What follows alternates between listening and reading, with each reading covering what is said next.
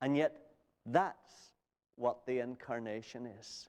It's God saying, I'm going to end all your philosophizing, all your guessing, all your surmising, and I'm going to come here to earth incarnate.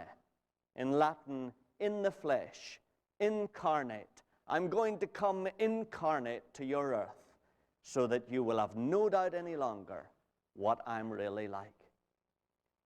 And that's what the incarnation is, loved ones. It's at least that. It's a clear demonstration to each one of us of what reality is and what God is like. That at least the incarnation does for us. It brushes away all the guessing, all the philosophizing, all the generalizing, all the mysticism, and it shows us exactly what God is like. But it's something more than that. It shows us what God is like if he ever became incarnate in you. It shows us what God is like if he ever was able to come and live in your life. It shows the kind of life that he would live. Obviously, if God were to become incarnate in you and me, these are the things that he would be concerned about, aren't they? And you know it. You know it speaks so forcefully, doesn't it? You know so well. It's not me trying to put over a line to you, because his whole life is standing behind this, and it's very obvious. He did not have a nice house. He was not married. He did not get all wrapped up in his children and his wife.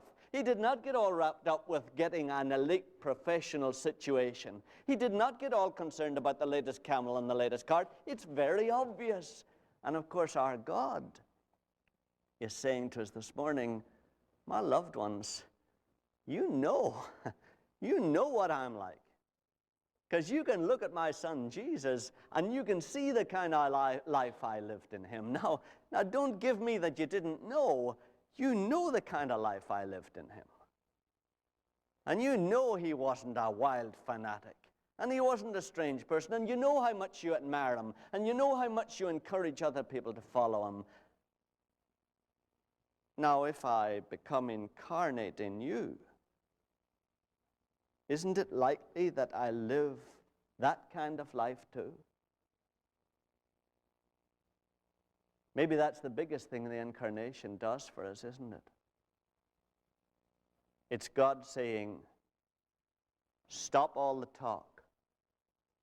Stop lording it over one another with your knowledge that you've got from Zen Buddhism, or your knowledge that you've got from Christian mysticism, or your knowledge that you've got from the charismatic movement. Stop all that lording it over each other with your knowledge and what you understand about God.